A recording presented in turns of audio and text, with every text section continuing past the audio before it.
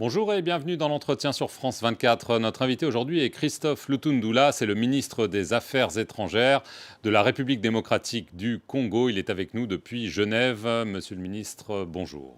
Bonjour. L'unité, la souveraineté et l'intégrité territoriale de la RDC ne se discutent pas. Voilà ce qu'a déclaré Emmanuel Macron juste avant sa visite à Kinshasa cette semaine. Est-ce que ces paroles vous suffisent ? Pas du tout, parce que c'est ce qui est dit tout le temps, et partout, tous ceux qui ont eu à se prononcer sur cette agression ont tenu le même discours. Et puis, ça procède du classique dans la mesure où c'est un rappel des règles qui président aux relations entre les nations, tant au niveau des Nations Unies qu'au niveau de l'Union africaine.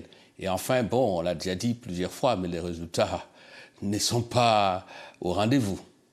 Alors, la France, il y a quelques semaines, a demandé au Rwanda de cesser son soutien au groupe du M23. On a noté que les États-Unis, eux, sont allés plus loin. Ils demandent au Rwanda, lui-même, indirectement, de retirer ses troupes de RDC. Alors pourquoi est-ce que Paris, mais on pourrait dire la même chose pour Londres ou Bruxelles, ne font pas les mêmes demandes que les États-Unis, à savoir s'adresser directement au Rwanda, selon vous ? C'est la question que nous nous posons. Certainement que les autorités françaises, les dirigeants européens, sont le mieux placés pour répondre à cette question. Ça nous étonne, ça nous pose problème, ça nous trouble d'autant plus que ce ne sont pas les preuves qui manquent quant à la présence des éléments de la force de défense du Rwanda sur le territoire congolais. Il y a les rapports des experts, du groupe d'experts des Nations Unies, c'est-à-dire en fait des spécialistes en la matière commandités par j'allais dire les Nations Unies, pas les États-Unis, envoyés par les Nations Unies au Congo, qui ont travaillé froidement, objectivement. Les rapports ont été déposés au Conseil de sécurité. Le premier rapport de novembre a même été distribué. Nous n'avons cessé de demander à ce que ces rapports soient examinés et qu'on tire toutes les conséquences, c'est-à-dire qu'on sanctionne comme cela est prévu. On ne peut pas se permettre de liberté vis-à-vis des fondamentaux qui font les relations internationales, des fondamentaux qui permettent de garantir la paix et la sécurité, qui constituent le premier objectif de la création des Nations Unies, et paix et sécurité qui relèvent de la responsabilité première des pays membres du Conseil de sécurité, dont la France. Donc nous sommes perplexes aussi par rapport à cette attitude. Est-ce que vous pensez qu'Emmanuel Macron, qui a lancé un rapprochement avec le Rwanda et avec Paul Kagame, a trop de mansuétude envers le leader rwandais? De toutes les façons, il a la capacité de faire mieux. Il ne suffit pas de dire au Rwanda de cesser le soutien au M23, de dire qu'on soutient les processus de paix de Luanda et de Nairobi. Encore faudra-t-il que cela ait quelque efficacité et quelque effectivité sur le terrain. Et moi, je pense que ce ne sont pas les atouts qui manquent à la France. Je viens de rappeler que la France est membre du Conseil de sécurité, est membre permanent du Conseil de sécurité des Nations Unies. Donc, c'est un des décideurs importants, majeurs de la vie internationale. Nous cessons, nous, au Congo, de réclamer des sanctions, et cela est faisable. Sanctions individuelles. Qui bloque les sanctions, Monsieur le ministre, au Conseil de sécurité, au niveau de l'Union européenne? D'après vous, qui les bloque? De toutes les façons, nous n'avons pas encore entendu un pays membre de l'Union européenne s'exprimer sous les sanctions. Nous n'avons pas encore entendu la tonalité des sanctions au niveau du Conseil de sécurité. Donc, de ce point de vue, ceux qui doivent décider, particulièrement au sein de cette institution, ceux qui doivent décider au sein de l'Union européenne, parce que rappelez-vous, en ce qui concerne la RDC, s'agissant de la démocratie, des élections, il y a quelques années, il y a eu des sanctions spécifiques prononcées par l'Union européenne. Voilà, donc ceux qui sont là, ce sont eux qui sont responsables. Et nous disons tout simplement, il faut faire justice, il faut être ferme. C'est à cette condition que le président Kagame et les dirigeants rwandais vont comprendre qu'on ne peut pas se permettre d'agresser un pays, de violer son intégrité territoriale, sa souveraineté, sa liberté, son indépendance plutôt, et considérer que voilà, on peut faire tout comme on veut. Non, on met en péril la sécurité, la paix internationale, et nous ne pouvons pas accepter ça.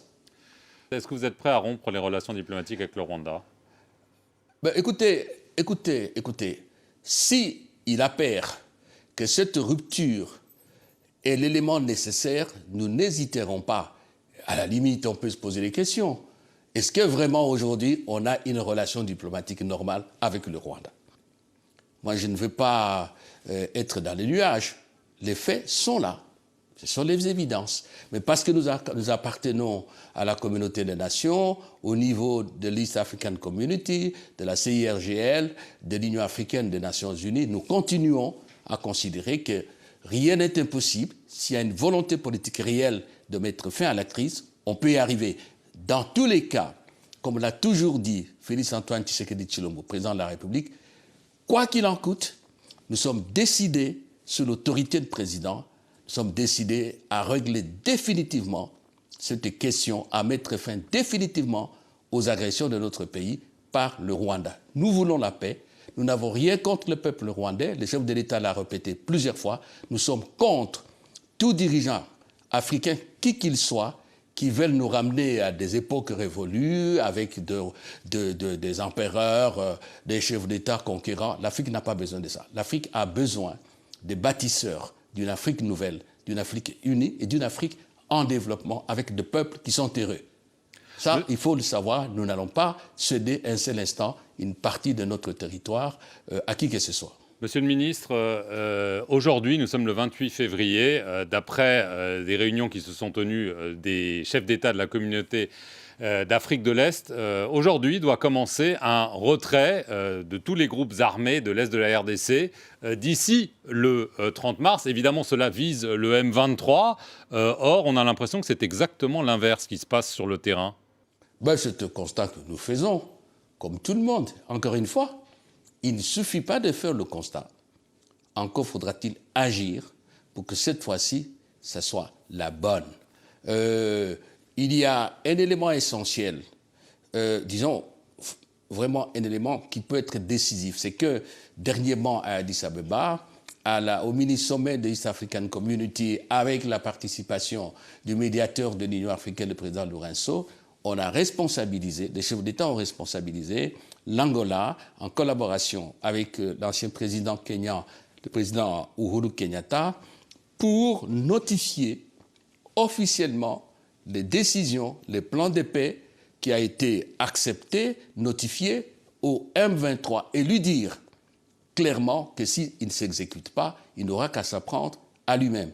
Et on a lancé un appel à tous les pays de l'East African Community qui se sont engagés à fournir des troupes à les apprêter. C'est très clair aussi de ce côté-là.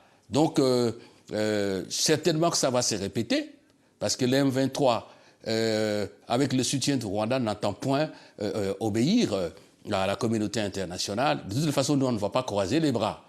La RDC, son chef d'État, son gouvernement, son armée, ses institutions, son peuple, nous sommes décidés à contraindre ceux qui ont envahi notre pays, qui le pillent, à cesser leurs activités criminelles. Monsieur... Donc, l'appréhension que vous avez, nous la partageons aussi. Monsieur le ministre, le Rwanda, mais aussi Human Rights Watch, vous accuse de soutenir logistiquement le groupe des FDLR, les Forces démocratiques de libération du Congo, qui sont installées en RDC depuis le génocide. Ce sont des accusations graves et le président Paul Kagame a affirmé qu'en faisant cela, vous avez franchi une ligne rouge. Bon, c'est la rengaine de tout le temps. Depuis plus de 23 ans, je m'excuse beaucoup de sourire. Et lorsque Félix-Antoine Tshisekedi est arrivé, lui qui ne connaît rien de tout cela, il n'a aucune responsabilité. Il a conclu un accord de partenariat avec le président Kagame pour nettoyer ses écuries de ce côté-là. Nous avons travaillé. Finalement, comment les FDLR, comme une sorte de hydre, se reproduit? C'est tout à fait faux. Donc vous niez, parce que Human Rights Watch vous accuse de leur livrer des munitions. Mais la preuve, je vais vous dire, monsieur le journaliste, aux Nations Unies, à l'Union africaine, partout où le président Tshisekedi a eu à intervenir, il a lancé un message.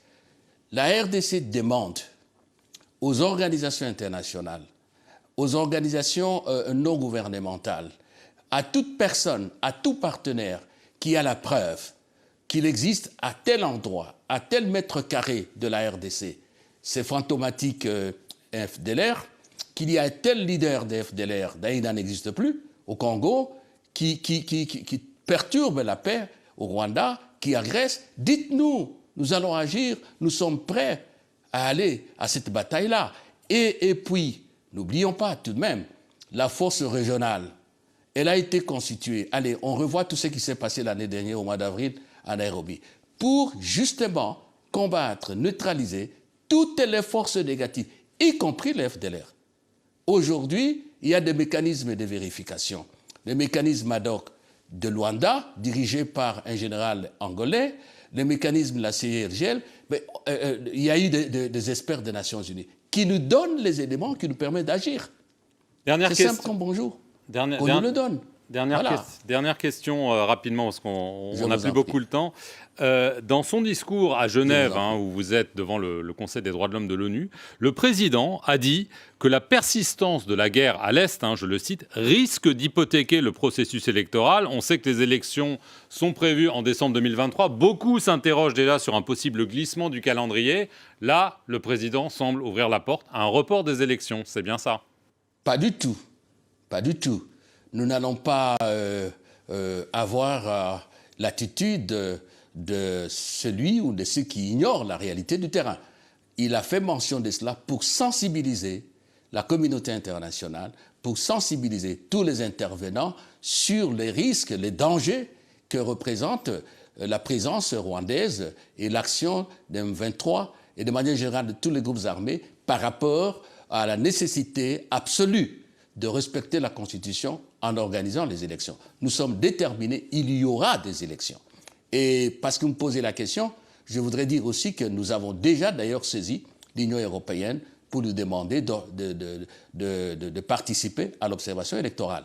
Nous finançons les élections nous-mêmes, nous sommes prêts, et le président Larry a dit que le gouvernement et lui-même veille scrupuleusement à ce que les élections aient lieu, qu'elles soient transparentes, inclusives et libres.